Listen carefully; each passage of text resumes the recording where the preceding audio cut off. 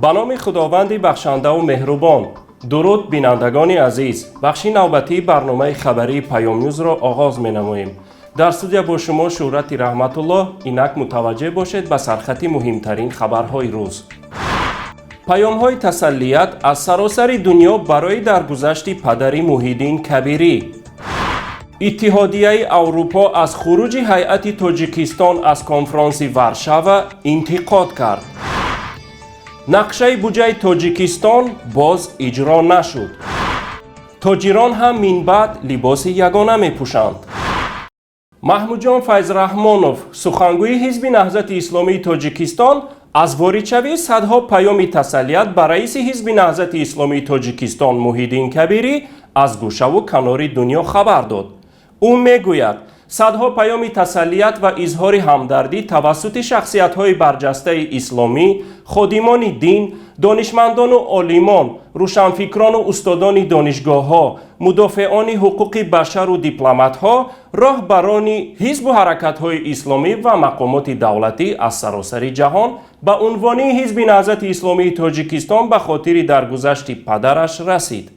دو روز اخیر از روز وفات درگذشت پدر استاد محیدین کبیری بابای تیرلا واقعا صدها پیام ها و برقه های تسلیت و ابراز همدلی و همدردی به عنوان حزب نهضت اسلامی تاجیکستان رسید.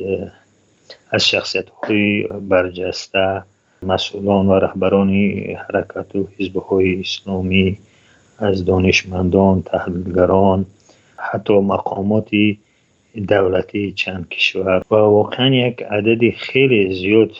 ما به این حد توقع نداشتیم که به این حد میرسد و در اونها همیشه میدیدیم که هم در حق مرحوم دعا میکردن و همچنین مشکلاتی که خانواده های فعالان حزب و محبوسان سیاسی مواجه هستند از اون خبر هستند و برای اونها را همیشه در اکثر همین چیزا بود که به جزای اعمالشان ظالمان را برسونند.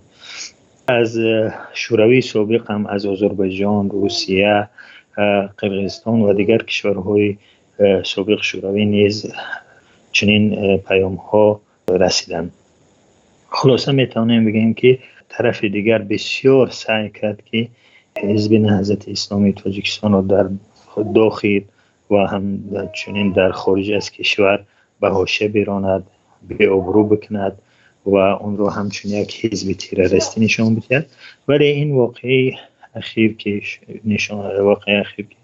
رخ داد، خدا رحمت کند، بابای تیرلا درگذشتن، این حادثه نشان داد که حزب نهضت اسلامی تاجیکستان نه اون طوری هست که مقامات تاجیکستان میخوان، بلکه در داخل تاجیکستان چطوری که شبکه‌های اجتماعی پر از برقه های تسلیتی و پیام های تسلیتی و همدردی پر بودند، اونها میخواستند که حزب نهضت اسلامی را به حاشیه برانند، ولی الحمدلله که ثابت شد که برعکس حزب نهضت اسلامی تاجیکستان در خارج و در کشور از محبوبیت خاص در سراسر کشور، از مغرب عربی شروع کرده تا امریکا و اروپا تا قاره هند و تا اندونزی و مالزی و از طرف دیگر روسیه و اینها یک اعتبار و محبوبیت خاصی دارد.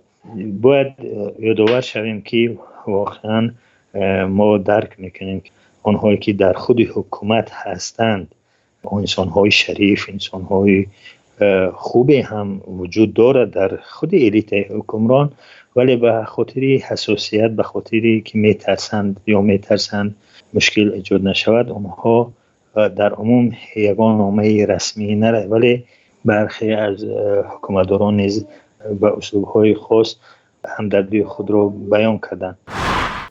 اتحادیه اروپا با نشر یک بیانیه خروج هیئت تاجیکستان از کنفرانس ورشاو انتقاد کرده گفت که آنها در برابر انتقادها به جای مکالمه و تبادل نظر کنفرانس را ترک کردند.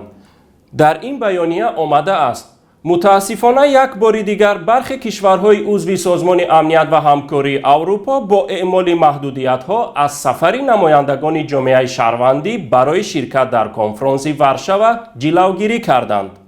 ما از گزارش‌های تشویش‌آور مبنی بر اینکه برخی کشورها از جمله تاجیکستان و قرقیزستان سعی کردند تا به فعالان سیاسی یا خانواده آنها که با استفاده از حقوق خود در کنفرانس ورشو شرکت کردند فشار آورند نگران هستیم.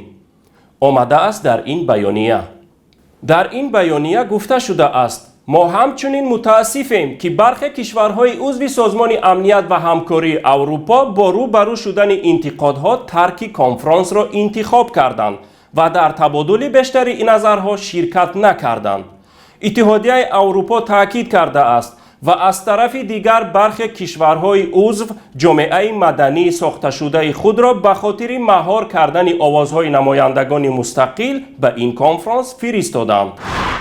با وجود قرض‌طلبی ها و قرضگیری ها از تمام دنیا، نقشه قسمی درآمدی بودجه تاجیکستان در 9 ماهه سال جاری باز اجرا نشد.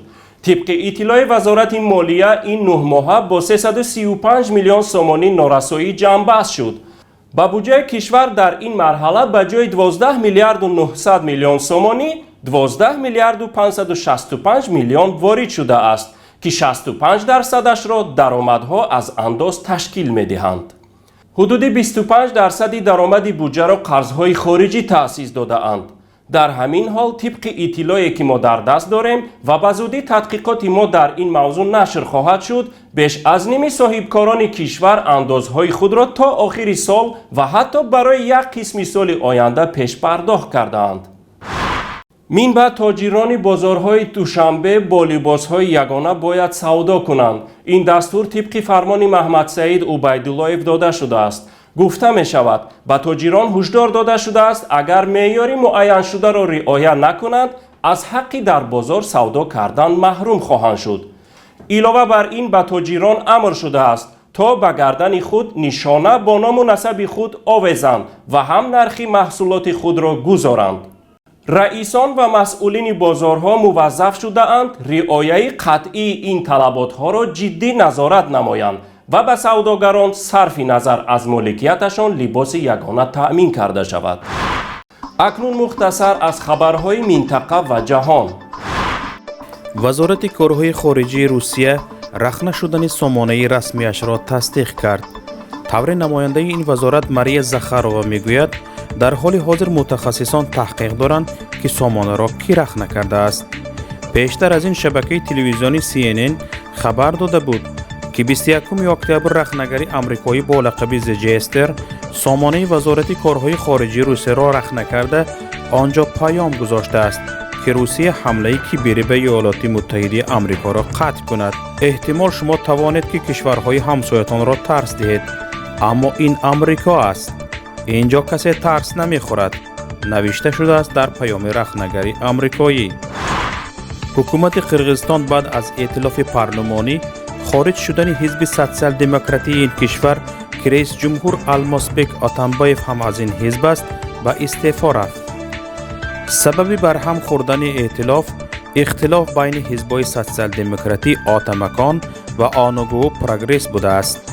در نظر است در نزدیکترین فرصت رئیس جمهور قرقیزستان قرار را امضا کند که طبق آن تا انتخاب شدن حکومت نو حکومت حاضر به وظیفه‌اش ادامه دهد. مرافعی دادگاهی محمدعلی احمدوف شهروند تاجیکستان و 3 زاده دیگر آذربایجان در رابطه به قتل اندری گاشت معاون رهبر ستاد ریاست کارهای داخلی ولایت سمره و 5 عضو خانواده او آغاز شده است. این مرافعه پس درهای بسته می‌گذرد. جسد پالکوونیک گاشت، پدر و مادر و 3 خویشاوند نزدیکش همراه با جن مجروح او را صبح 24 اپریل امسال از منزل پدرش در دهه ایواشفکی ناحیه سیزران ولایت سمره پیدا کرده بودند. بینندگان عزیز، خاطر رسان میکنیم تا دعای دست جمعی که قبلا اعلان کرده بودیم همگی 3 روز باقی مانده است، یعنی از بگاه پنجشنبه تا صبح جمعه و سپس در نماز جمعه 28 اکتبر. متن دعا خدا خواهد فردا در سایت پیام نت نشر خواهد شد. لطفاً در خاطر رسان کردن مردم سهلنگاری نکنید.